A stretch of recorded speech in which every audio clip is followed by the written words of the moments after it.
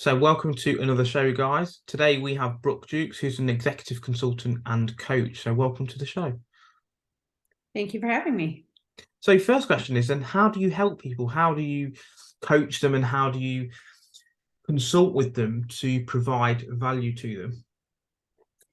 Well, there's a few different ways. So one of the ways that I do that is through one-on-one coaching. So the people that I primarily work with have been in, executive positions, leadership positions, they're entrepreneurs, and they're really at a crossroads. So they've gotten to a level of success where they're looking around and saying, is this all there is? Because especially in America, we're taught that happiness follows success. When the reality of it is, it's the opposite way around. So what I do is I work with people to determine, all right, what's holding them back, right? Then really looking at what lights them up. What do they love to do?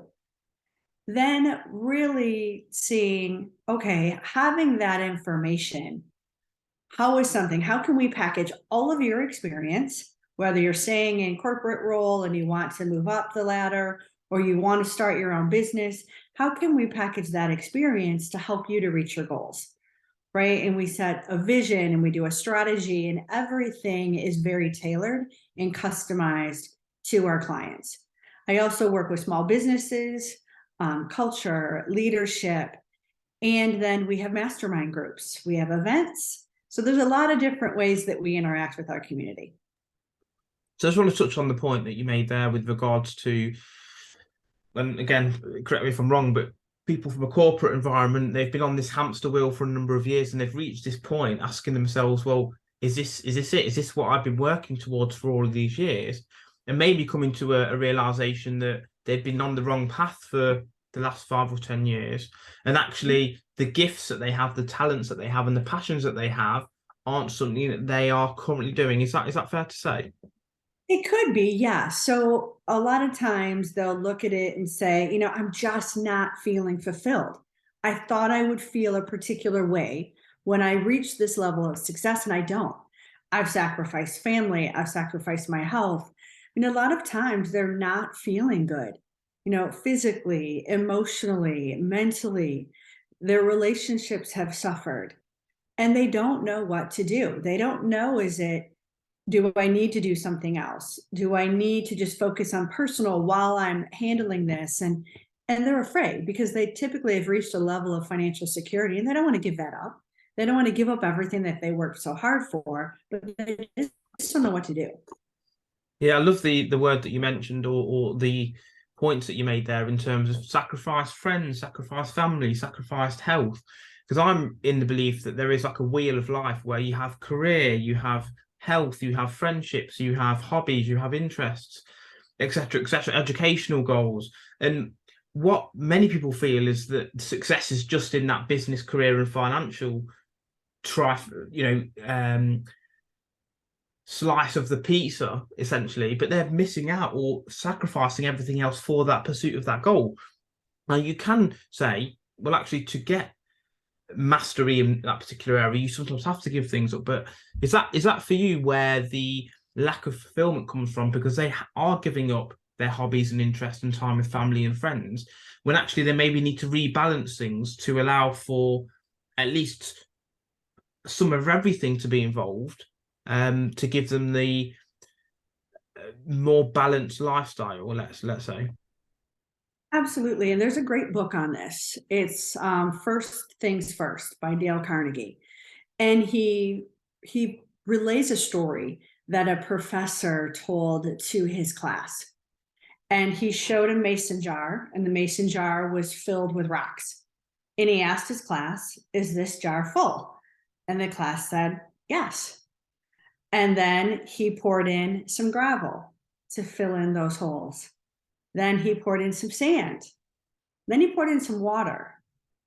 And so the point of that is showing that really you have to, if you think of those rocks as the important things, well, what are the important things in your life? The important things are your family, your health, right? Your spirituality, all the things that when you're 80 years old and you're looking back, the things that you're really going to be proud of. You're not going to say, I really wish I worked harder. No, you're going to say, I wish I had better relationships or what have you. So the point is, if you fill up your jar, if you prioritize things with like the sand, the unimportant things, they might be urgent, but they're unimportant in your life. The things like making that meeting or making that, next promotion, you fill your mason jar up with sand, there's no room for the important things. So it's really important. And that's one of the things that we really work on is what is it that's important to you? Yeah. Most of the times they're not going to say, right? It's the money, the this, the that. No, those are just byproducts of you really prioritizing what's important to you in your life, and you're happy and you're fulfilled.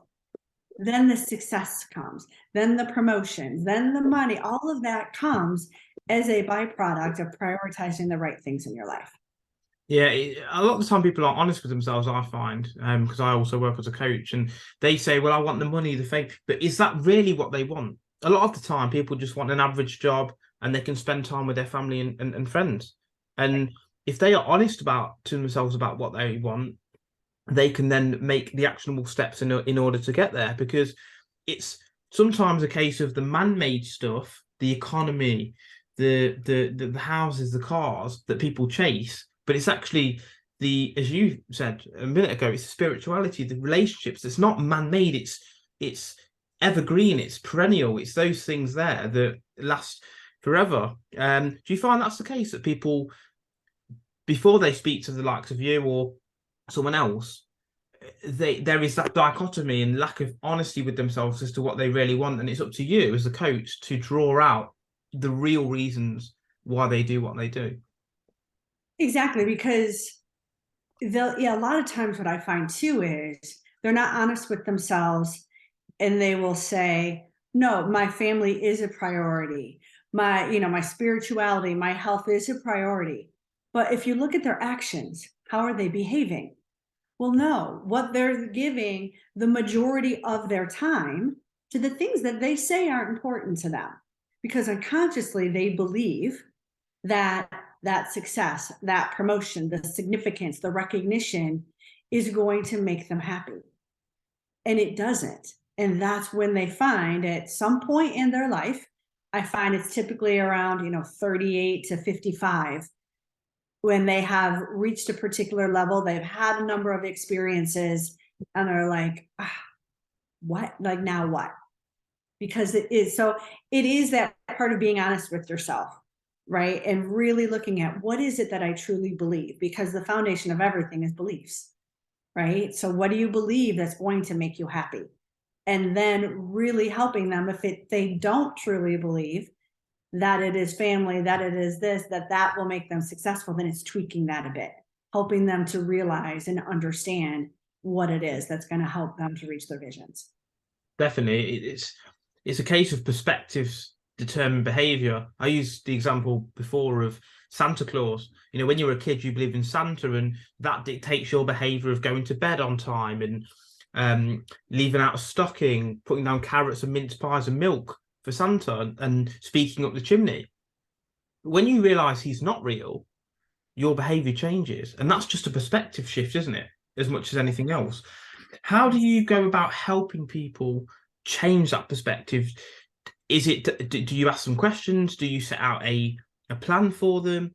Because a lot of the time people, I find anyway, get to a midlife crisis because they end up asking themselves, how did I get here? I didn't make a plan to get here. I've just, meandered along the river, and now I'm at a place where I don't really enjoy this. How do you help people to get beyond that?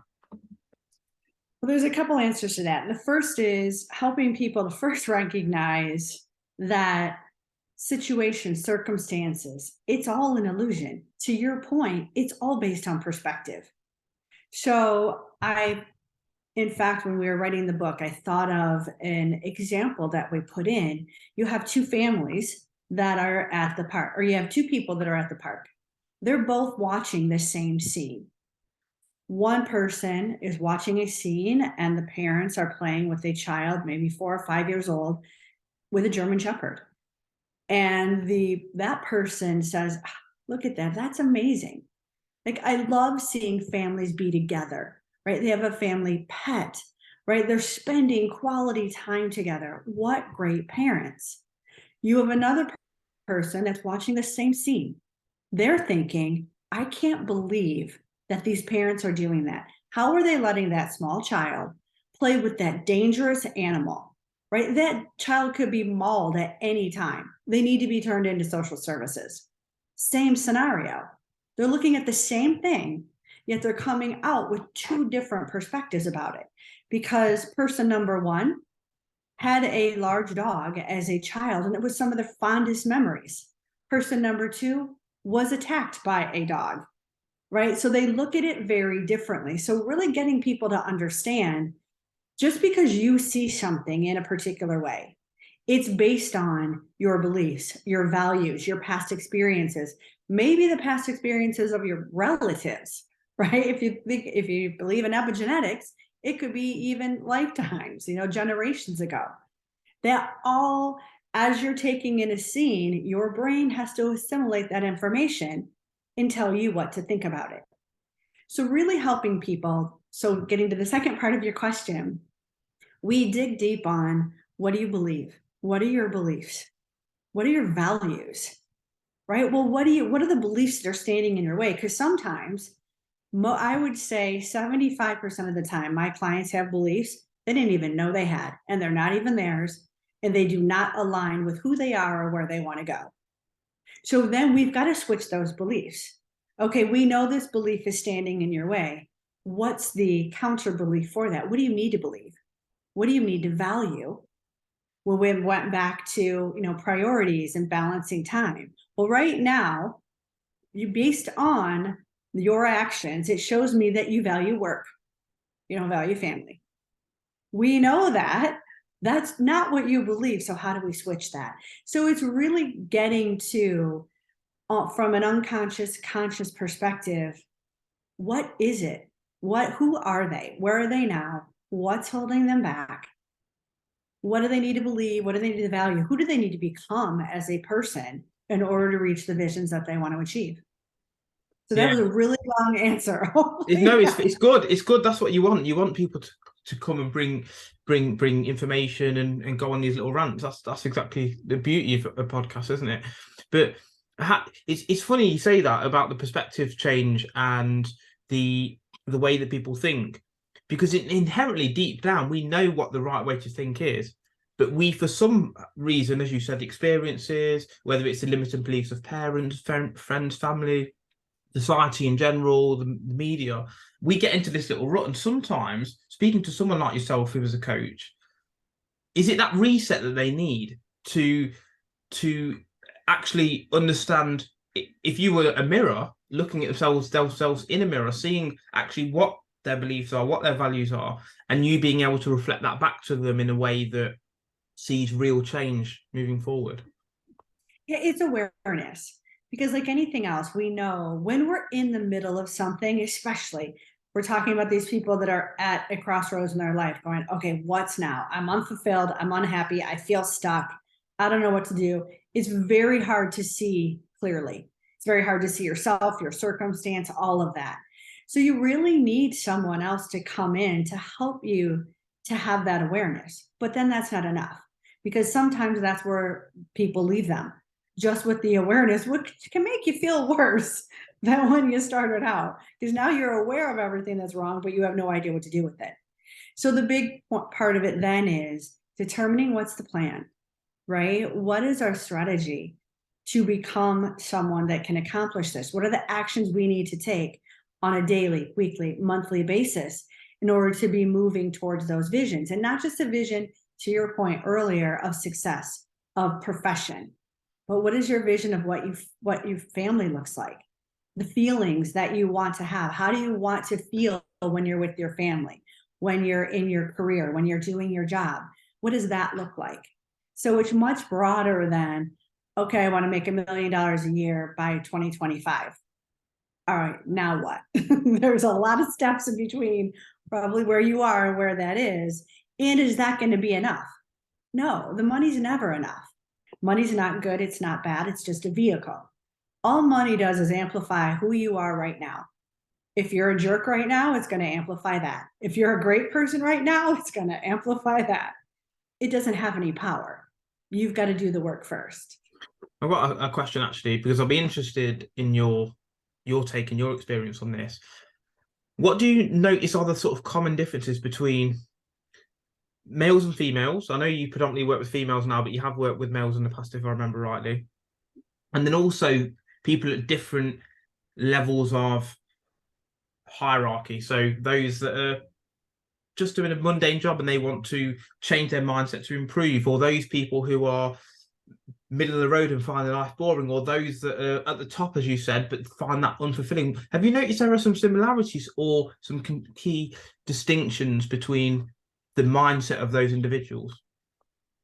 Yeah, let's talk male, female first. I would say across the board, whether successful, not successful, there's some commonalities between how women feel and how men feel, and it is different, right? If you just take, for instance, use the example, they're both, a male and a female are going for the same position, right? The same role. They approach it very differently. Men have no problem. Their belief is, of course, whether they have experience in it or not, right? Whether they have exactly what that role needs, they have confidence that they can do it, that they are the right person for the job. They have no problem asking for it. They have no problem talking about their past accomplishments. They have no problem saying, here's what I'll do. I'm that right person. I mean, they can sell themselves, right? A woman, it's a very different scenario. A lot of times I find that women, they don't ask for what they want. They feel like hard work is just enough. They're going to see that I am worthy of this and they're going to promote me. Well, hard work's that's not enough, right? Women tend to downplay their accomplishments instead of promote them and maybe even exaggerate them, right? They don't want to, if you're looking for, a raise, men will ask for a raise much faster and much easier with a lot less pain than a woman will. So it's really helping, regardless of their status financially or career path, it's really helping women to understand what is your value. You are valuable. You need a seat at the table. You deserve a seat at the table. Some of them are like, I can't even get into the room. How am I going to get a seat at the table? Yeah. So it's really showing them that, right? It's that confidence piece of it. With men, it's working on a completely different side of things because it is very different. Yeah. I think for women, as you said, men typically have that inner confidence. They are more disagreeable by nature, which means that they are more likely to challenge authority and raise for that promote or push for that promotion. And even women, for example, again, from my experience, even some of the most beautiful women you'll ever see have low self-esteem for some reason. And it's like, well, have you looked at yourself in the mirror? Do you not understand as you said about value? And it's, for me, self-esteem is a relative to what your value is. If you're high in self-esteem, you see yourself as valuable as you are or more valuable than you are. Whereas if you're low in self-esteem, it's the other way around, isn't it? It's, you don't see yourself as valuable. So do you think it's a self-esteem issue as to men v women, or is it something a little bit more ingrained or deep? I think it's both. So what I find, because self-esteem and confidence, you can have high, be very confident and have low self-esteem, right? So I feel like men or women, the self-esteem, that really depends on a lot of it. It's not necessarily a male, female. Confidence, I feel more men are confident than more women. When we're speaking to groups and we ask the challenges, now maybe it could be too that men don't want to say they're not confident. Women are more vulnerable and they will do that. I don't see it that way. And I've worked 30 years in this industry. I've primarily now started working with women because I see that piece of it. I see the confidence piece of it. I see the differences. And men will help other men. Men will mentor other men. Women don't do that, right? It's a good If point. you ask any woman who has worked for a female boss, 9 times out of 10, it was less than pleasurable. And that in defense of that female boss, there aren't as many spots at the top for women as there are for men. That's true. So they're competing with that other female, recognizing that there's fewer spots up there for them. So they're not helping each other out. And that is one of the reasons why over the last 2 years, I've changed my practice over to predominantly work with women, because women need to empower each other. We are, we're the strongest creatures on the planet. We create life. And yet we are struggling. We can't even help each other. How, if we don't support each other, how can we expect anyone else to support us? If we don't see our own value, how can we expect anyone else to see our value? That's true. You touched on it as well. The second part of the question was male vs females, and the second part was the difference between top women and bottom women, and same with men. You mentioned the woman who is a manager, etc. So can you then talk about how the mindset differs between those, as we said, who are maybe lower rungs of the hierarchy and those at the top? What sort of differences or similarities do you notice in that realm? One of the things I would see, so someone who's climbing the ladder, right? They will be still in that mindset of, well, once I get there, right? Once I get to the top, or whatever level they're trying to get to, all my problems are going to be over, right? So it's a different conversation at the beginning when you're supporting someone to get to some levels. That's a different mindset. It's a different perspective. It's a different conversation. Still getting them to the point of, that's not the case, right? It's not about, it's about enjoying the journey, becoming happy as you're progressing, that whole becoming process.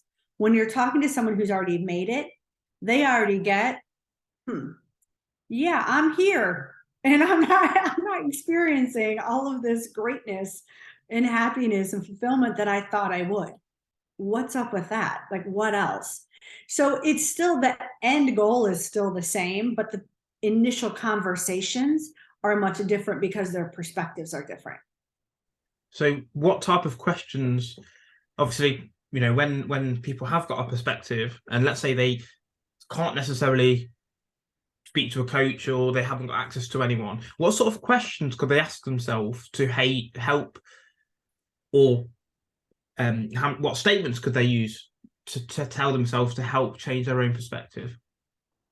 And that's a really good point, because it's all about questions, right? Questions are what change our perspective. And ask yourself good questions, right? And also think as you're doing. So questions could be, what is it? Like, really think about, at my happiest, what does that look like?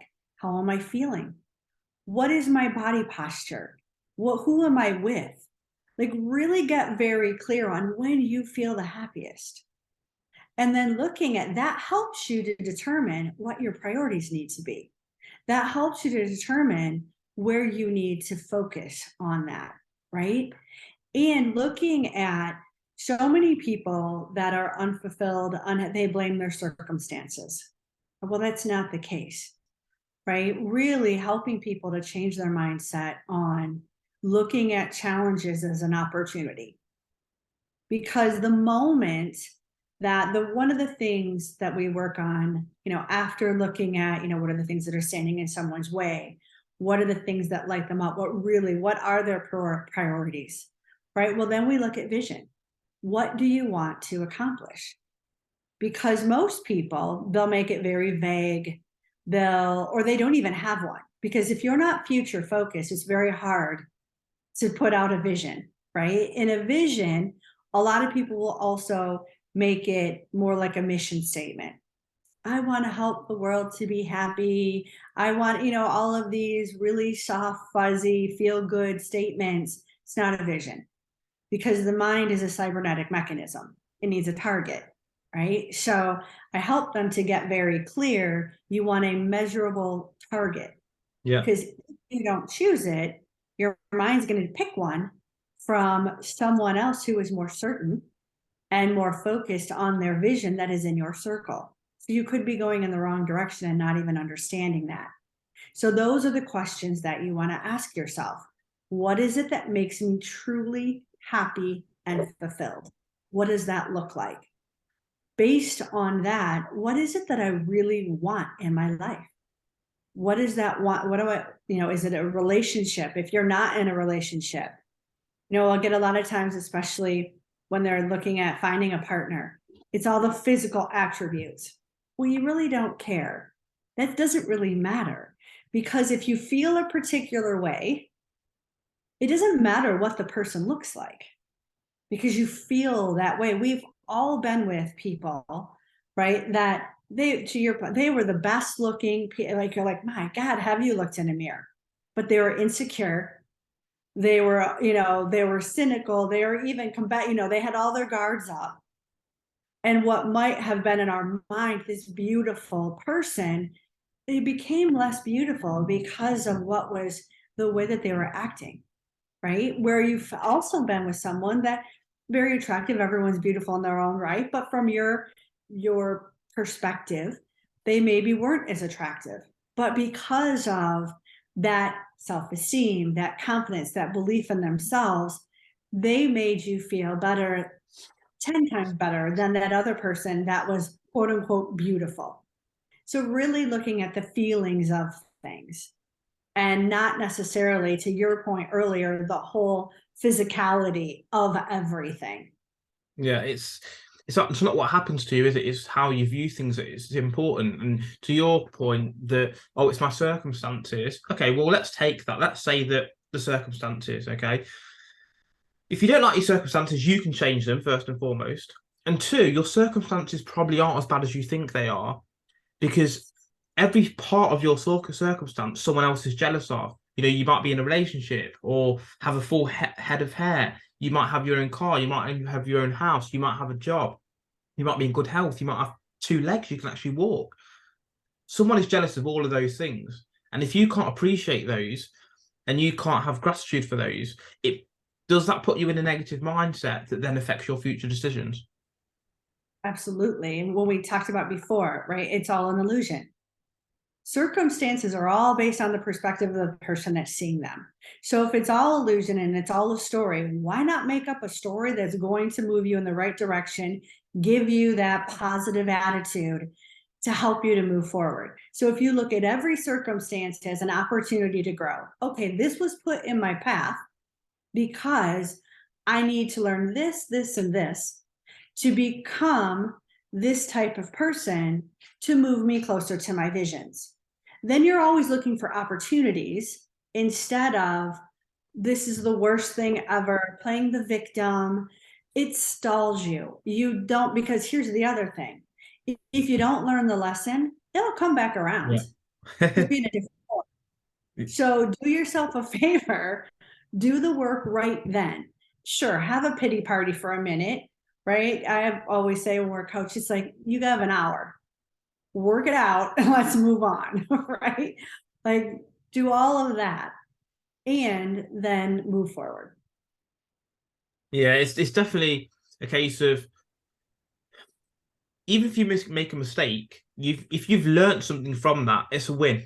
It's a win-win situation. And there are the same kinds of people who are scared of mistakes and scared of things that might go wrong.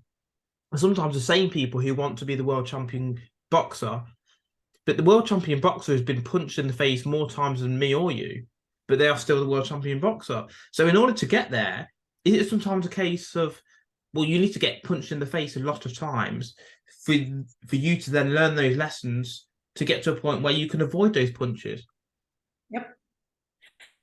Because I would rather be a person that has failed 25 times or more and gotten to a destination than someone who got to a destination, never failed right out of the gate.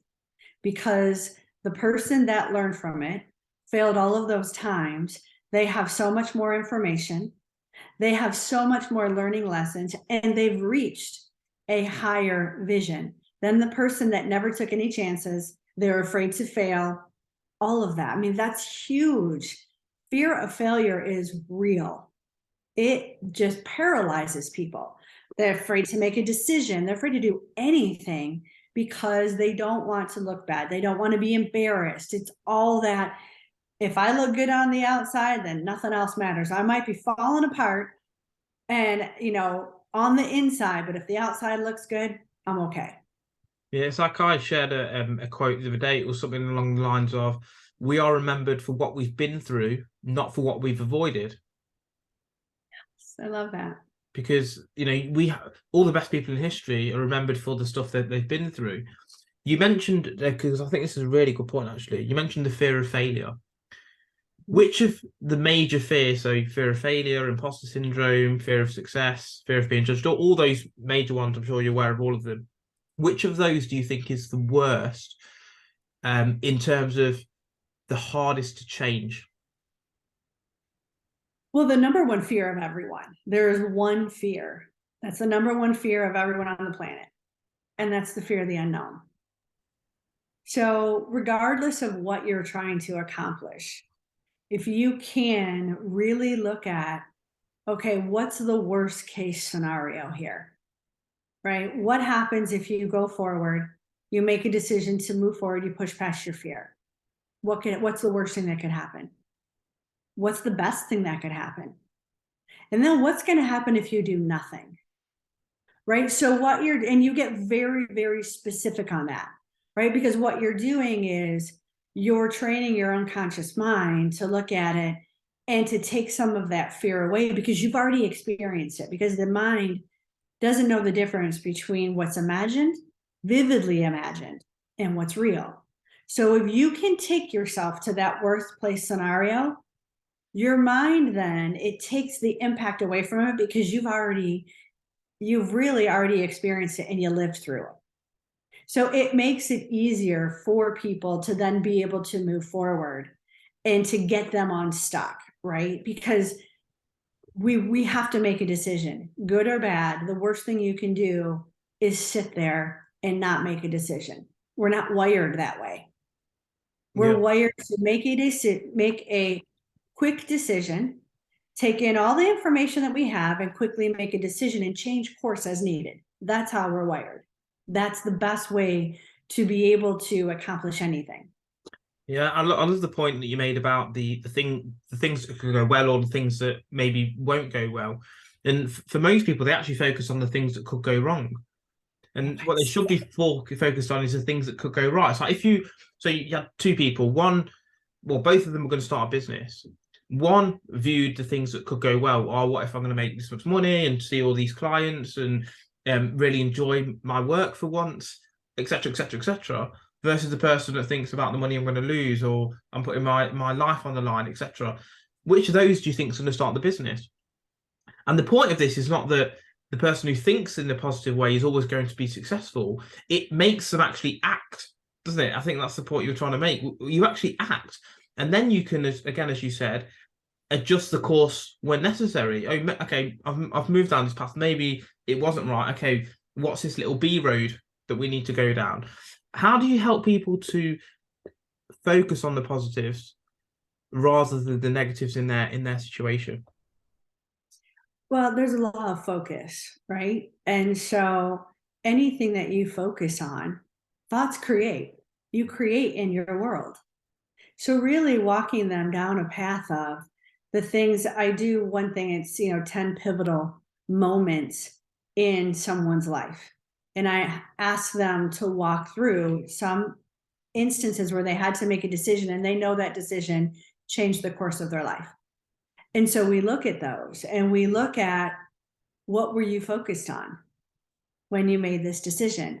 Because of this decision, what did you now desire because of that? Who did you become or begin to become because of that decision? And it gets them looking at, when they focus on the negative, that's what they bring into their life. When they focused on the positive, that's what they brought in. So it's not about being, you have to be so diligent and never let a negative thought in your mind. No, that'll make you crazy. 51% of the time, if you can train your brain to focus on what you want, to focus on that vision, that measurable target, on the positive, you will accomplish, excuse me, the goals that you want to in life. It's just 51% of the time. And that's why quieting the mind, that's why meditation is so amazing, right? It's not about, meditation is about clearing the mind out. There's no way to do that. But it's about slowing the thoughts down so that you can choose which ones support you and which ones do not. The people that are on that hamster wheel where their mind is just racing and it's here and it's here, that is a very chaotic place to be. And it's very hard for you to accomplish what you want when you're in that state. So you want to relax. That's why breathing, meditation, all of those things that help you to get into that optimal state where you're slowing your thoughts and you can clearly then focus on what it is that you want, what it is that you want to bring into your life. So, obviously you've mentioned a lot of points thus far. Are these the sort of points that are going to be in your book that's out in what, July time, is it? It is, yes, they are. Absolutely. So the point of the book is really a lot of what this interview has been about.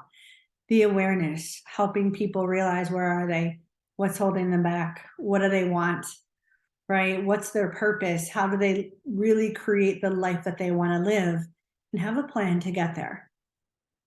So what's the book called, and is it broken down into different chapters? What are the sort of key takeaways? Yeah, it's 12 chapters. We're still working on the name. I believe it's going to be "Is This All There Is?" But we're having a little focus group on that.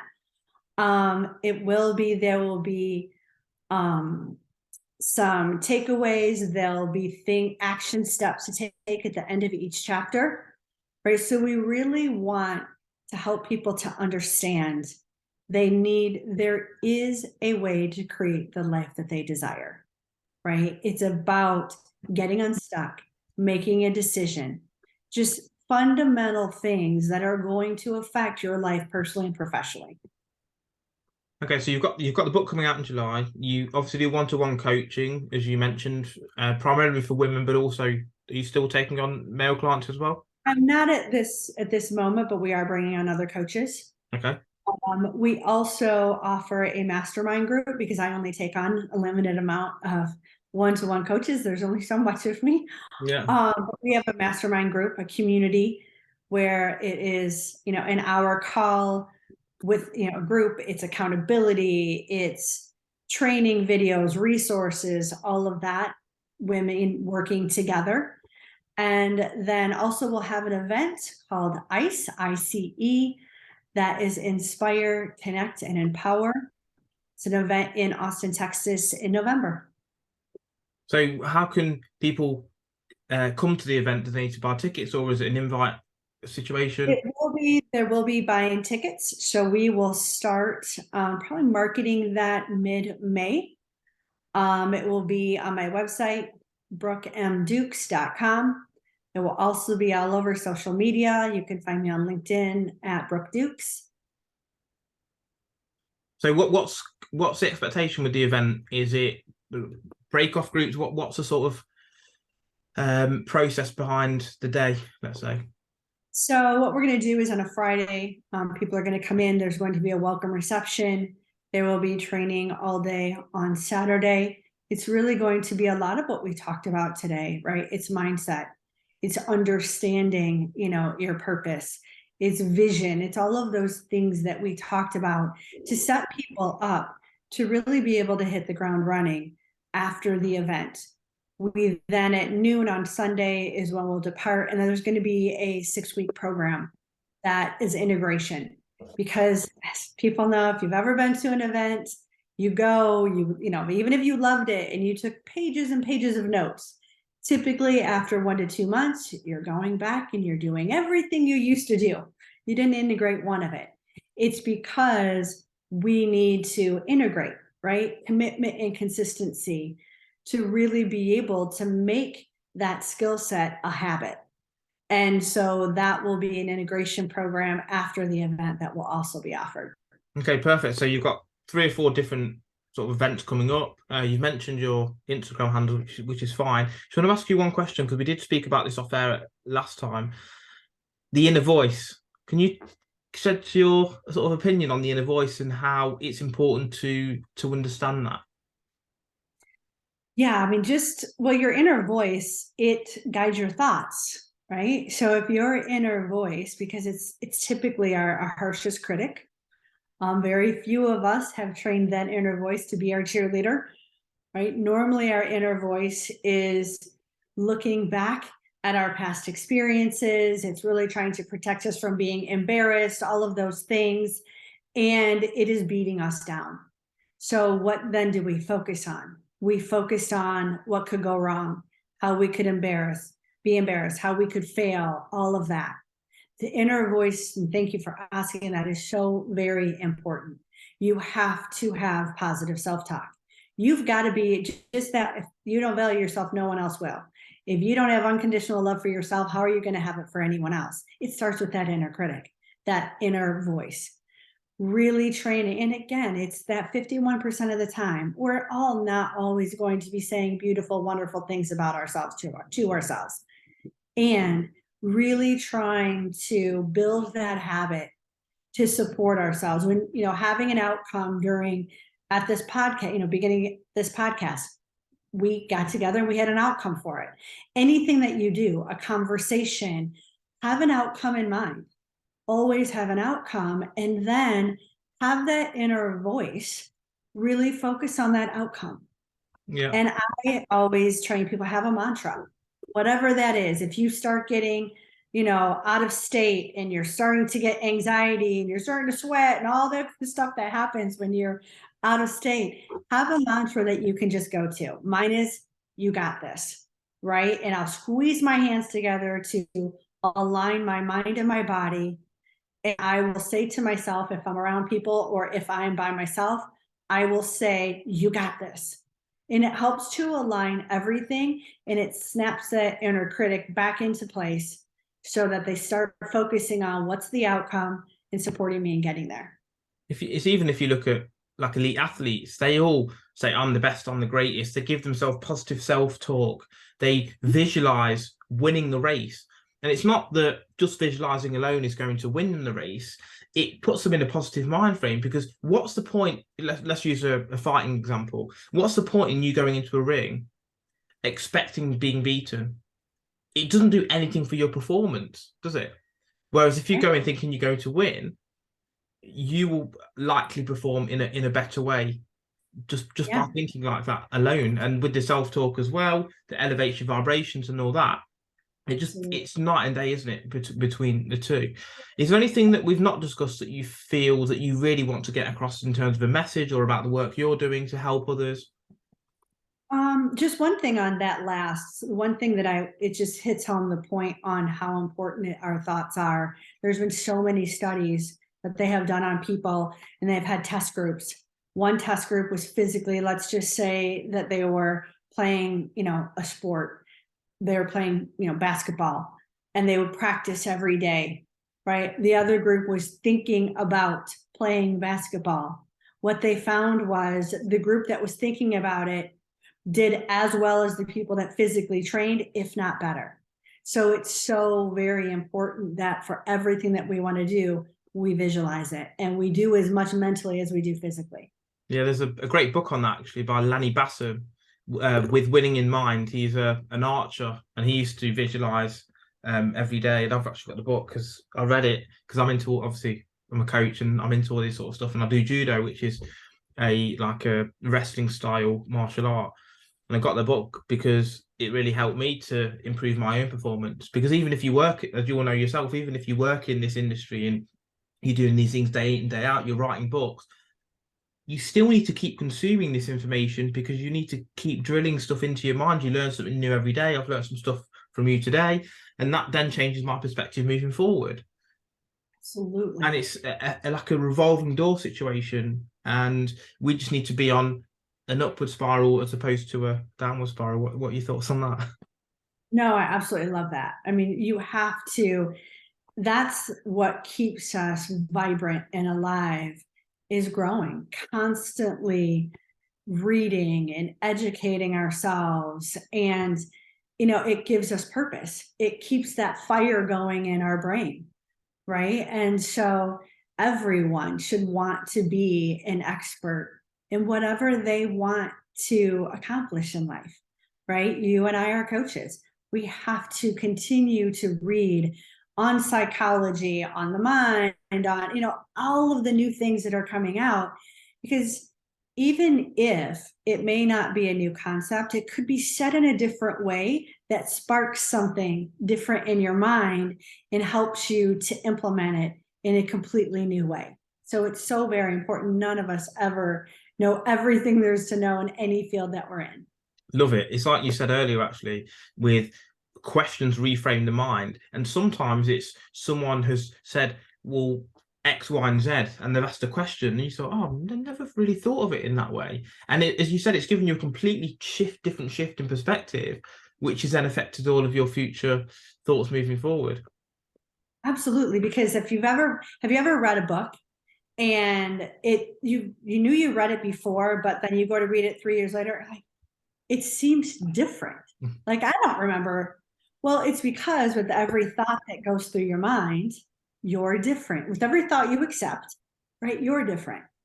So you see, your perspective changes, right? And so you view the book, you understand the information differently. Maybe you glazed over something that didn't pertain to you 2 years ago that does now. So we're different. Every moment of every day, we're changing and evolving. Yeah, it's like if 100 people walk into a room, they'll all pick up something different. Some will look at the wallpaper or the colour of the rug or the seat in the corner, and some people might look at the people in the room, the dress sense, the social dynamics, whatever it's going to be. And what you're saying then is, if you go in with the right perspective, you are more likely to see the right things. Absolutely. Yeah, why not set yourself up for success? Having a negative perspective on something is never going to help. It's not. Yeah. Having the perspective of, okay, yeah, this is not pleasant. I don't love it. I acknowledge that. I'm not, Pollyanna. Oh, everything. No, I'm not saying be realistic. Some things do suck. It is the reality. And there's always learning in it. Always be grateful for, yeah, I don't like this. It doesn't feel great, but I'm grateful for the opportunity to be able to learn, to become something more, to become someone who can accomplish what I want. Love it. Any final points before we close off? I don't think so. I want to thank you. I've really enjoyed this. I like the way that your mind works and the questions that you asked, and it was really good. Thank you very much. It's always nice as well to speak to a fellow coach and, bouncing off ideas. And as we said, or as I said rather, I've learned some stuff from you that, I'm going to think over the next probably week or so, because it takes time, doesn't it, for new ideas and information to permeate. And again, you'll know this yourself. Sometimes you have a thought and it's not for 3 or 4 days that the answer comes to you out of the blue. Yes. And it's so strange. It's like you've put this idea into, or your question into your head, and it's taken a bit of time for your subconscious to work out what the answer is. And when the answer comes, that's the right answer. You just know it. You don't need to do any scientific tests or anything. You just know that's the right answer, and you act on it, and it turns out okay. And even if it doesn't, as we said, you've learned something from it, and you adjust the sails. Yeah, that's a great perspective. Yeah. So if you're stuck on anything, distract it, let it go.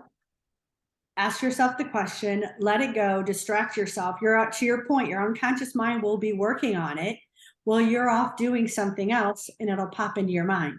But to keep sitting there trying to think your way through it on a conscious level is never the answer, because to your point, then a lot of times it's even the wrong answer. Yeah, Come if you're working at it, right? Yeah, I heard something from Alan Watts the other day, actually. He said a lot of people try to force stuff. As a male, you can't force an erection. I know it's not the best analogy, but that's what he said. It's like it has to be natural and relaxed, and it's got to be, you've got to go with the flow. And the same with a woman, you can't force an orgasm. It has to be the right flow. And it's the same as what you're saying. You can't sit there and think about what. Sometimes just go with the flow, and the waves come back and hit the shore, and hopefully you're there with your bucket and spade ready to dig up the remnants. Yeah, absolutely. Absolutely. Well, thanks again for being on the show, Brooke. It's been fascinating. And yeah, hopefully people will reach out to you with your coaching and the book that comes out later in the year, the event in November, and also the mentorships groups that you've got as well. Thank you so much. Have a great day. You too.